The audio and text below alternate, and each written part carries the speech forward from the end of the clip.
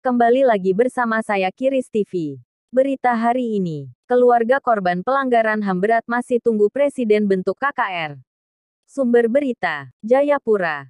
Jubi, peraih penghargaan John Humphrey Freedom Award 2005. Yan Christian Warinusi mengatakan pengesahan Undang-Undang Nomor 2 Tahun 2021 tentang perubahan kedua atas Undang-Undang Nomor 21 Tahun 2001 tentang otonomi khusus bagi Provinsi Papua tidak mengubah konsideran maupun pasal mengenai hak asasi manusia.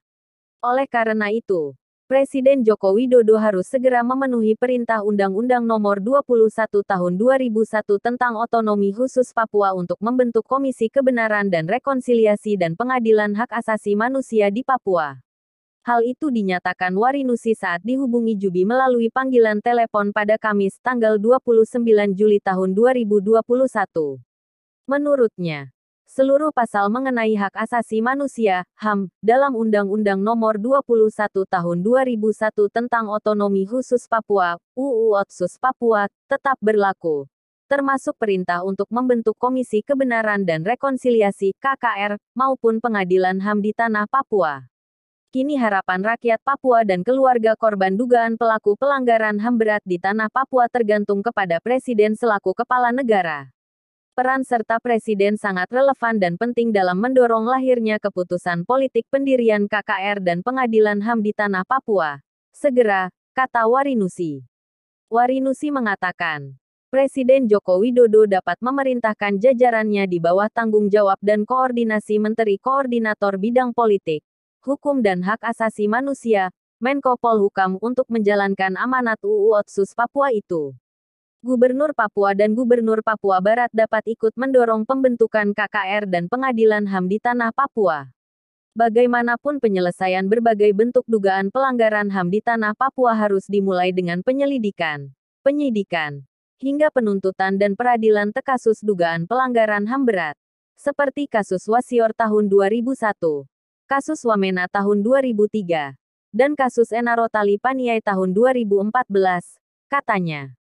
Warinusi mengatakan aparat penyidik di Kejaksaan Agung RI mesti berkoordinasi dan berkomunikasi intensif dengan penyelidik di Komisi Nasional HAM RI. Kedua lembaga negara itu harus menyamakan persepsi mengenai kelanjutan proses hukum ketiga kasus itu. Sehingga ketika perkara-perkara tersebut diajukan ke pengadilan, maka diyakini para terduga pelakunya dapat divonis sebagai pelaku kejahatan HAM berat oleh Pengadilan HAM yang kelak dapat dibentuk di Tanah Papua, katanya. Direktur Lembaga Bantuan Hukum LBH Papua, Emmanuel Gobay mengatakan proses revisi UU Otsus Papua tidak mengakomodir sejumlah usulan yang menjadi aspirasi orang Papua. Ia menyebut Undang-Undang Nomor 2 Tahun 2021 tentang perubahan kedua atas Undang-Undang Nomor 21 Tahun 2001 tentang otonomi khusus bagi Provinsi Papua tidak memperkuat posisi lembaga penegak hukum untuk menyelesaikan kasus pelanggaran HAM di Tanah Papua. Otonomi khusus produk Jakarta, yang isinya tidak mengakomodir dan mengamputasi pasal-pasal yang menjadi aspirasi orang Papua selama ini. Terlebih khusus aspirasi penyelesaian pelanggaran HAM, kata Gobay.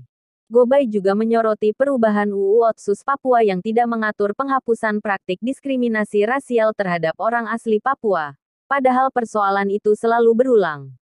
Akibatnya, demikian menurut Gobay. Kasus ujaran atau tindakan rasialis terhadap orang Papua selalu diselesaikan dengan maaf-memaafkan, tanpa melalui mekanisme pengadilan. Itu bukan cara menyelesaikan masalah yang baik, tetapi justru masalah itu akan terus berulang. Tidak akan ada solusi penyelesaian untuk penanganan HAM serta keadilan bagi korban, katanya. Gobay mengatakan orang Papua meminta pemerintah menyelesaikan berbagai kasus pelanggaran HAM yang terjadi di Tanah Papua sejak saat integrasi sampai kini.